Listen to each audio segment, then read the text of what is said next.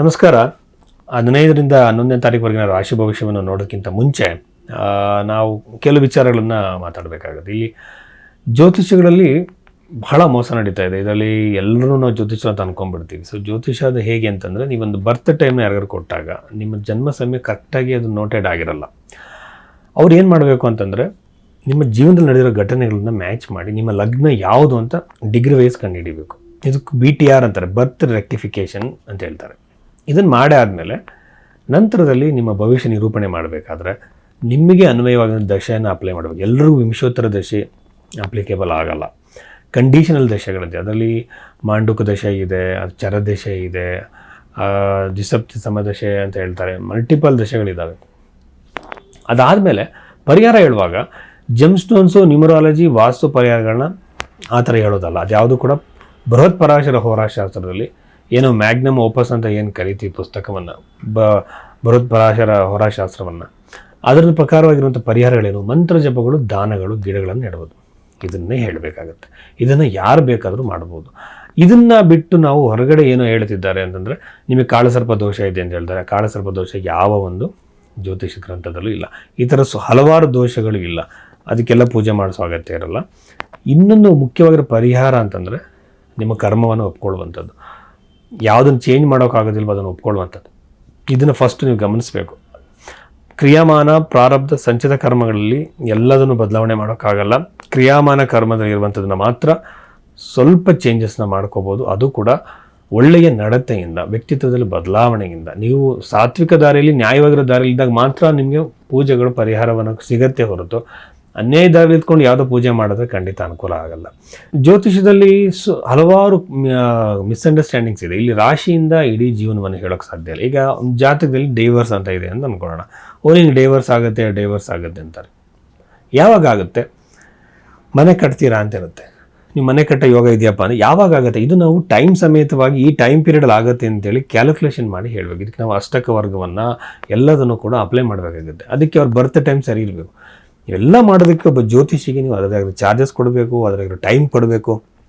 ನಾನು ಜ್ಯೋತಿಷಿ ಅಂತೇಳಿ ಎಲ್ಲರೂ ಹೇಳಿದಾಗ ಇವೆಲ್ಲ ಅವ್ರು ಮಾಡ್ತಾ ಇದ್ದಾರಾ? ನಿಮ್ಮ ಬರ್ತ್ ಟೈಮ್ ಸರಿಯಾಗಿ ಇದೆಯಲ್ಲ ಅಂತ ನೋಡ್ತಿದ್ದಾರಾ? ಲಗ್ನ ಸರಿಯಾಗಿದೆಯಲ್ಲ ಅಂತ ಚೆಕ್ ಮಾಡಿದ್ದಾರಾ? ಅದಾದಮೇಲೆ ನಿಮ್ಮ ಜೀವನದಲ್ಲಿ ನಡೆದಿರೋ ಘಟನೆಗಳಿಗೆ ಅದನ್ನು ಮ್ಯಾಚ್ ಮಾಡಿ ನೋಡಿದ್ದಾರಾ?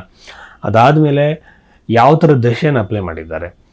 ಇದನ್ನೆಲ್ಲ ನೋಡಿಕೊಂಡು ಜ್ಯೋತಿಷ ಕ್ವಾಲಿಫಿಕೇಷನ್ ನೀವು ಕಂಡುಹಿಡಬೇಕಾಗುತ್ತೆ. ಸುಮ್ಮನೆ ಎಲ್ಲರನ್ನ ಜ್ಯೋತಿಷ ಅಂತ ಯಾವ ಕಾರಣಕ್ಕೂ ನಂಬಕ್ಕೆ ಹೋಗ್ಬೇಡಿ. ಈಗ ಕೆಲವರು ಪೂಜೆಗಳೆಲ್ಲ ಮಾಡಿಸೋದಕ್ಕೆ ಹೋಗಿ ತುಂಬ ಮೋಸ ಹೋಗ್ತಿದ್ದಾರೆ.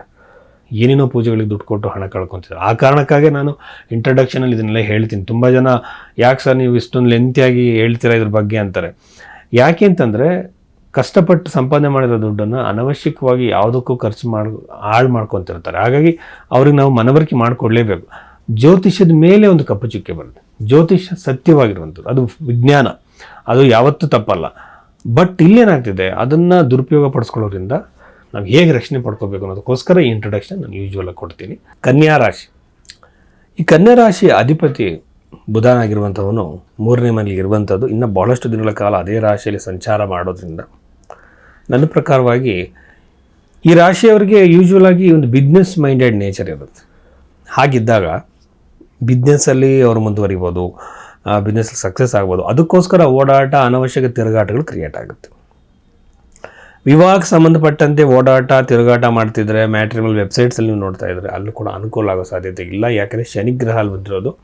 ಒಂದು ವೇಳೆ ನಿಮ್ಮ ಜನ್ಮಕುಂಡಲಿಯಲ್ಲಿ ಅಂದರೆ ಶನಿಗ್ರಹ ಸಪ್ತಮ ಭಾವದಲ್ಲಿದ್ದರೆ ಅವರಿಗೆ ವಿವಾಹ ಬಹಳ ಈಸಿಯಾಗಿ ನಡೆಯೋದೇ ಇಲ್ಲ. ನನ್ನ ಒಂದು ಎಕ್ಸ್ಪೀರಿಯನ್ಸಲ್ಲಿ ಮತ್ತು ರಿಸರ್ಚಲ್ಲಿ ನಾನು ಹೇಳೋದಾದರೆ ಆ ಥರ ನಡೆಯೋ ಸಾಧ್ಯತೆಯೇ ಕಡಿಮೆ. ಶನಿಗ್ರಹಕ್ಕೆ ಏನಾದರೂ ಮಂತ್ರ ಜಪ ಮಾಡಬೇಕು. ಅದು ಬಿಟ್ಟು ಏನೇನೋ ಪೂಜೆಗಳು ಸೂಚಿಸ್ತಾರೆ, ಅರ್ಕ ವಿವಾಹ, ಕುಂಭ ವಿವಾಹ ಅಂತ ಅವೆಲ್ಲ ಮಾಡಬೇಡಿ. ಶನಿಗ್ರಹಕ್ಕೆ ಮಂತ್ರ ಜಪವನ್ನು ಮಾಡಿ, ಕಡಿಮೆ ಆಗುತ್ತೆ ಅದು. ಈಗ ಮದುವೆಗೆ ಸಂಬಂಧಪಟ್ಟಂಥ ಸೂಕ್ತವಾಗಿರುವಂಥ ಸಮಯ ಇದಲ್ಲ. ಇದರ ನಂತರದಲ್ಲಿ ನಾವು ನೋಡೋದಾದರೆ ಚತುರ್ಥ ಭಾವದಲ್ಲಿ ಇರುವಂತಹ ಗ್ರಹಗಳನ್ನು ನೋಡಿದ್ರೆ ಪ್ರಾಪರ್ಟಿ ತೊಗೊಳೋದಕ್ಕೆ, ವೆಹಿಕಲ್ ಪರ್ಚೇಸ್ ಮಾಡೋದಕ್ಕೆ ಸಾಧ್ಯತೆಗಳು, ಅವಕಾಶಗಳು ಕ್ರಿಯೇಟ್ ಆಗುತ್ತೆ. ಆ್ಯನ್ಸೆಸ್ಟ್ರಲ್ ಪ್ರಾಪರ್ಟಿ ಕೆಲವರಿಗೆ ಬಂದಿರಲ್ಲ. ಪಿತ್ರಾರ್ಜಿತ ಕೆಲವು ಪ್ರಾಪರ್ಟಿ ಬರಬೇಕಾಗಿರುತ್ತೆ, ಅದು ಬರುವ ಸಾಧ್ಯತೆ. ಪಿತ್ರಾರ್ಜಿತವಾಗಲ್ದಲ್ಲೇ ಹಣ ಸಿಕ್ಕಾಕೊಂಡಿರುತ್ತೆ ಏನೇನೋ ವ್ಯವಹಾರಗಳಲ್ಲಿ, ಅದು ಬರುವಂಥ ಸಾಧ್ಯತೆ ಇದೆ. ನಾನಾ ಥರದಲ್ಲಿ ನಿಮಗೆ ಕ್ರಿಯೇಟ್ ಆಗುವಂಥ ಸಾಧ್ಯತೆ ಇದಿರುತ್ತೆ. ಇದಾದಮೇಲೆ 12ನೇ ಮನೆ ಕೇತುವಿನಿಂದ ಒಂದು ಯಾವುದಾದ್ರು ಒಂದು ದೂರದಲ್ಲಿರುವಂತಹ ಒಂದು ಪುಣ್ಯಕ್ಷೇತ್ರಕ್ಕೆ ನೀವು ಕಾಲಿಡುವ ಸಾಧ್ಯತೆ ಇರುತ್ತೆ.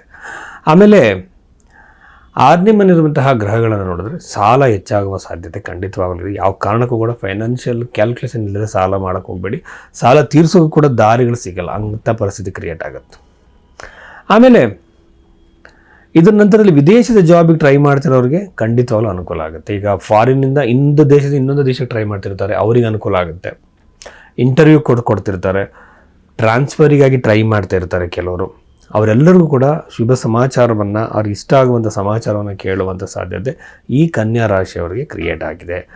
ಆಮೇಲೆ ದಶಮ ಭಾವದಲ್ಲಿರುವಂಥ ಗ್ರಹ ವಕ್ರಿಯಾಗಿರುವಂಥ ಗುರುಗ್ರಹವನ್ನು ಸಡನ್ ಚೇಂಜಸ್ ನಿಮ್ಮ ಕರಿಯರಲ್ಲಿ ಕೊಡ್ಬೋದು. ಅಂದರೆ ಒಂದೊಂದ್ಸಲ ಹೊಸ ಜಾಬ್ ಸಿಗ್ಬೋದು, ಅದೇ ಜಾಬಲ್ಲೇ ನಿಮಗೆ ಪ್ರೋಗ್ರೆಸ್ ಆಗ್ಬೋದು, ಇಂಪ್ರೂವ್ಮೆಂಟ್ ಆಗ್ಬೋದು, ನಾನಾ ಥರದ ಬದಲಾವಣೆಗಳು ನಿಮಗೆ ಈ ಒಂದು ಕನ್ಯಾ ರಾಶಿಲಿ ಹುಟ್ಟಿದವ್ರಿಗೆ ಆಗುತ್ತೆ. ಕೆಲವರು ಗೌರ್ಮೆಂಟ್ ಜಾಬಿಗೆ ತುಂಬ ಟ್ರೈ ಮಾಡ್ತಿರ್ತಾರೆ. ಅಂದರೆ ಅಂಥವ್ರಿಗಂತೂ ಇದು ಬಹಳ ಸೂಕ್ತವಾಗಿರೋ ಒಂದು ಅವಕಾಶ ಬರ್ತದೆ. ರಿಸಲ್ಟ್ ಬಂದಿರಲ್ಲ ಅಂಥವ್ರಿಗೆ ಅವಕಾಶ ಬಂದು ಅಲ್ಲಿ ಕೂಡ ಇಂಪ್ರೂವ್ಮೆಂಟು ಒಂದು ಸಂತೋಷ ಸಿಗುವಂತಹ ಒಂದು ಘಟನೆ ನಡೀಬೋದು. ಆಮೇಲೆ ಚಂದ್ರಗ್ರಹದ ಒಂದು ಶುಕ್ರ ಬುಧಗ್ರಹ 3 ಗ್ರಹಗಳು ಒಂದೇ ಮನೆಯಲ್ಲಿ ಸ್ವಲ್ಪ ಜನರಲ್ಲಿ ಬದಲಾವಣೆ ಆಗುತ್ತೆ. ಇದು ಕೂಡ ಬರವಣಿಗೆ ಮಾಡುವಂಥದ್ದು. ಈಗ ಬರವಣಿಗೆ 3ನೇ ಮನೆ, ಇದು ಬಂದು ಯಾರು ಬರೆಯುವಂಥ ಕೆಲಸಗಳನ್ನ ಮಾಡ್ತಾರೋ ಅವ್ರಿಗೆ ಜಾಸ್ತಿ ಸಕ್ಸಸ್ ಸಿಗುತ್ತೆ.